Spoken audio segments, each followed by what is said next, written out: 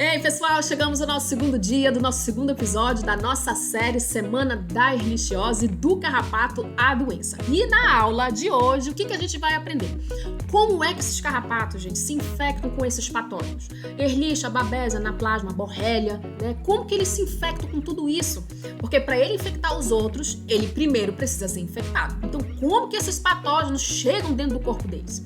E quando esses patógenos já estão no corpo deles, né? O que esses patógenos ficam fazendo lá? Eles fazem o que lá dentro? E para que parte do corpo do carrapato esses patógenos vão? Né? Vão saber aqui comigo também. Na saliva do carrapato, existem algumas substâncias que podem facilitar a alimentação deles, quando eles estão ali, ó,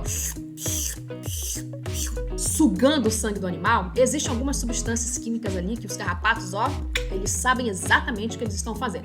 Uma outra coisa, será que quando o carrapato pica o animal, né, a Ehrlichia, a Babesia, a Anaplasma, a Borrelia, elas já vão ali sentando na janelinha? O carrapato, quando pica, ele já vai passando esse monte de patógeno para dentro do corpo do animal? Ou tem um tempo? Vamos conferir aqui comigo? Tá preparado? Então, bora lá!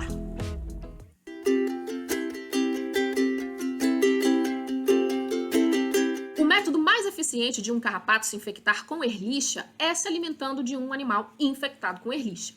Outro tipo de transmissão de patógenos para os carrapatos, que é pouco conhecido, é a transmissão por coalimentação, segundo Randolph e Crane. Como é que é isso? Aqui tem uma pele de um cão não infectado ainda, tá? E aqui um carrapato não infectado também. Aí vem um outro carrapato infectado e pica esse cão perto do não infectado. Esse carrapato infectado, ele vai embora, só que ele deixa a saliva dele cheio de patógenos no local aonde ele picou. E o carrapato não infectado vai lá picar perto ou no mesmo buraquinho aonde o carrapato infectado estava. Ele se alimenta daquele resíduo, daquela saliva contaminada e aí se infecta com patógenos. Nesse estudo, pessoal, Green relata que poucos patógenos transmitidos para os carrapatos são transmitidos por via transovariana, isto é, através dos ovos da fêmea adulta à larva, tá bom? Assim, a maioria das infecções por carrapatos vetores é transmitida aos cães e seres humanos por ninfas ou carrapatos adultos. Então, como a transmissão de Ehrlichia canis, né, é para carrapatos, não acontece de forma transovariana, tá? Ou seja, a fêmea engurgitada, ela não tem ali a Ehrlichia canis passada para os seus ovos, essas larvas, elas acabam não tendo importância nenhuma aí, né, para a transmissão no hospedeiro. Nesse estudo, Grubes e Bremer e colaboradores também afirmam que a transmissão de Ehrlichia canis ocorre durante o parasitismo por ninfas e ou adultos do carrapato ripicéfalo sanguíneos, o qual mantém a bactéria por transmissão transestadial. Como não há transmissão transovariana de Ehrlichia canis em carrapatos, as larvas de ripicéfalos sanguíneos não são importantes na transmissão. Porém, podem se infectar pelo agente, mantendo a infecção até o estágio adulto. Quer dizer, a larva pode até se infectar, mas só passa a transmitir a partir da sua próxima fase, que é a ninfa. As exceções importantes são a Rickettsia spp, agentes da febre maculosa, e a Babesia spp, segundo o Green 2012, que podem ser transmitidas por via transovariana de fêmeas ingurgitadas aos ovos e podem ser transmitidas aos hospedeiros vertebrados por estágios larvais de carrapatos.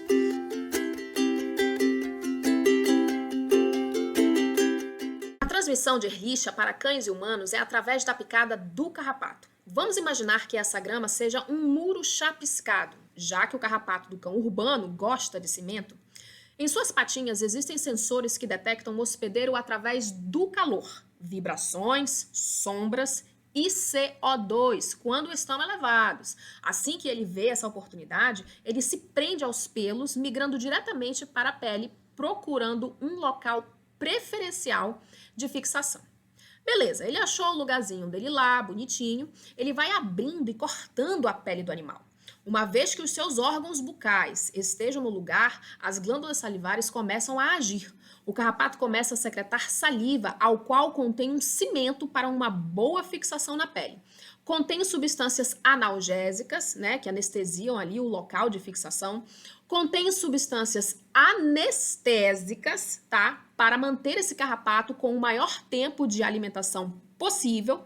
Anticoagulantes, pois se o sangue do hospedeiro coagulasse, reduziria a capacidade do carrapato se alimentar ou obstruindo os órgãos bucais dele. Então, pessoal, o carrapato ele tem toda uma estrutura, tem toda uma engenharia química para nada atrapalhar a sua refeição. À medida que ele vai se alimentando do sangue do animal, ele vai secretando saliva através das glândulas salivares. E se esse carrapato tiver algum patógeno, como por exemplo uma erlicha ali solta, né, presente em suas glândulas salivares, ele vai transmitir erlicha para esse animal. Um outro método de transmissão de patógenos para o animal é através das fezes. Por exemplo, o carrapato, ao se alimentar, ele produz fezes contaminadas com patógeno. Quando o carrapato sai do local da onde ele estava se alimentando, o buraquinho da picada fica lá, aberto. E as fezes que ele deixou lá, cheia de patógenos, podem entrar nesse buraquinho da picada ou em qualquer feridinha perto. A gente sabe, né, pessoal, que a erlichiose ela é uma zoonose. Né? A gente já viu casos aí, tem casos relatados, né? Pelo menos 6 casos de erlichiose na Venezuela. Né? Existem casos de erlichiose humana também, né? Argentina, Chile, Brasil, né? Minas Gerais, São Paulo. Até pelo fato de nós, seres humanos, a gente tá muito exposto, né, aos carrapatos. Não só os cães e gatos estão expostos aos carrapatos, a gente também. Né? Quem aqui nunca ouviu uma mãe, uma tutora, né, um pai falar: doutora, eu vi um carrapato subindo no meu filho, eu vi um carrapato subindo em mim, tá no meu braço, né? Eu vi um carrapato grudado ali na perna do meu filho. Será que não vai passar alguma coisa? Pode passar, né? Pode ser que sim, entendeu? E até o carrapato subir e picar, ó, é um pulo, né? Então, tomar cuidado aí, porque a gente tá bem exposto aos carrapatos também. Aqui Goddard relata que a transmissão direta de patógenos do cão para o ser humano é muito improvável. Porém, pode haver riscos caso essa pessoa tente tirar com a mão o carrapato contaminado com erlicha, por exemplo. E depois levar para olhos, boca, onde tem mucosa, ou seja, a transmissão é pela inoculação de patógenos através de mucosas em contato com dedos contaminados. Por isso, retirar os carrapatos com luvas, pinças, tá, minha gente? E lava a mão, tem que lavar a mão, tá?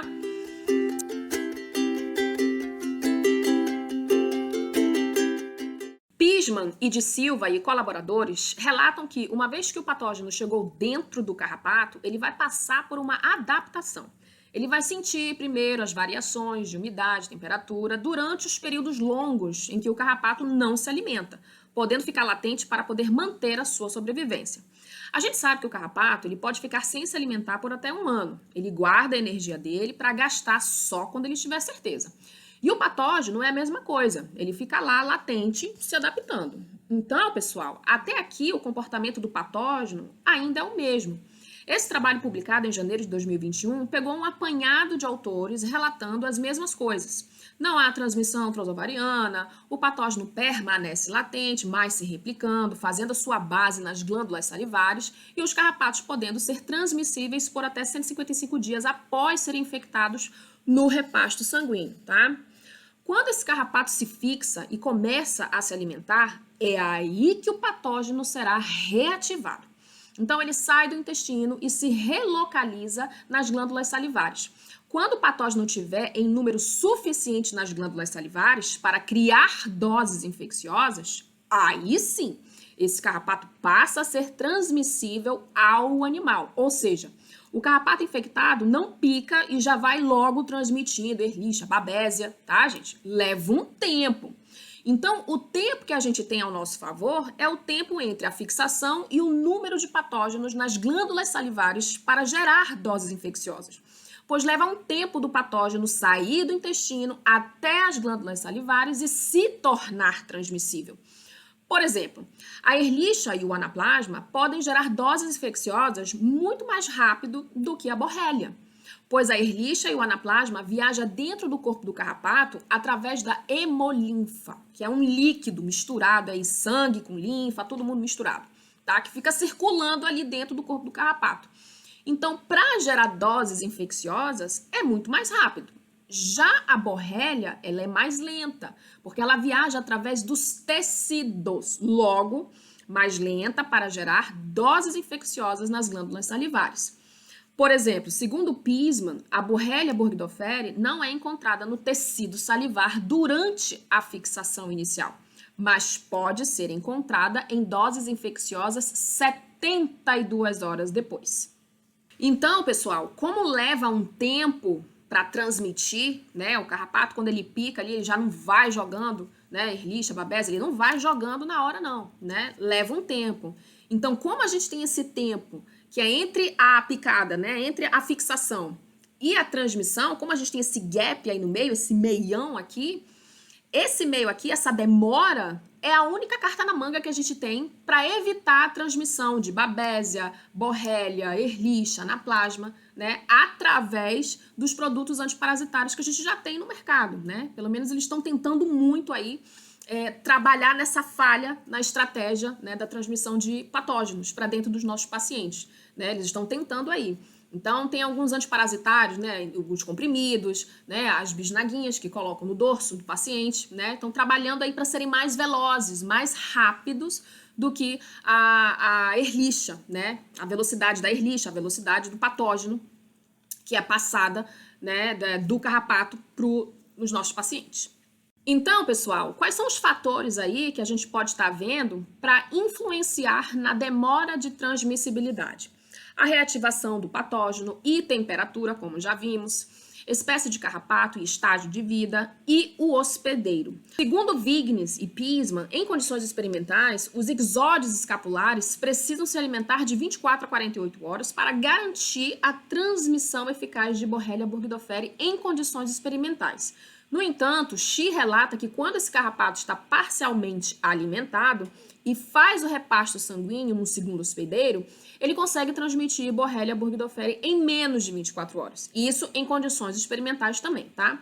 Já o Ixodes ricinus tem se mostrado transmissor de Borrelia burgdorferi em menos de 24 horas, segundo Kripa e Cal.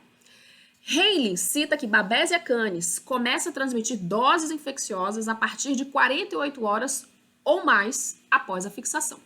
Estudos em cães com anaplasma SP e Ehrlichia SPP indicam que o tempo de transmissão é inferior a 24 horas, segundo Vignes, Furey, Haley e Catalovos.